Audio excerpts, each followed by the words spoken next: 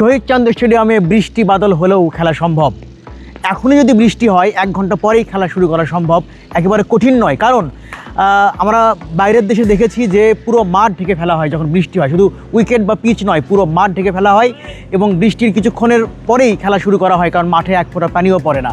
শহীদ চাঁদ স্টেডিয়ামের যে গ্রাউন্ডটা, এটাও কিন্তু মাঠ পুরো কভার করে ঢেকে ফেলা সম্ভব, খুব বেশি বাজেটের প্রয়োজন নেই। এই যে মাটির কথা আমরা বলি, মাটিতে পানি ধরে রাখে বা মাটি সংস্কার করতে হবে, এই কথাগুলো আমরা বলি, এটা তো অবশ্যই করতে হবে, কিন্তু বিকল্প হিসাবে শুধু কভার দিয়ে ঢেকেও এই সারা বছর খেলা চালানো সম্ভব। এখন শীতকালে যেহেতু বৃষ্টির সমস্যা থাকবে না হয়তো, বা সেক্ষেত্রে জাতীয় লিগ করাচ্ছে, খেলা হবে, সারা বছরই এই খেলাটা চালানো সম্ভব। আর সবচেয়ে জরুরি, এই মুহূর্তে যদি সব খেলা এখানে আনা সম্ভব, যদি ফ্লাড লাইটগুলো এখনই সংস্কার করা হয়, তাহলে এই শীতের মৌসুমে অন্তত 4-5 মাস কোনো ঝামেলা ছাড়াই বড় মাপের আন্তর্জাতিক ম্যাচও এখানে সম্ভব, অল্প কিছু সংস্কার দ্বারাই।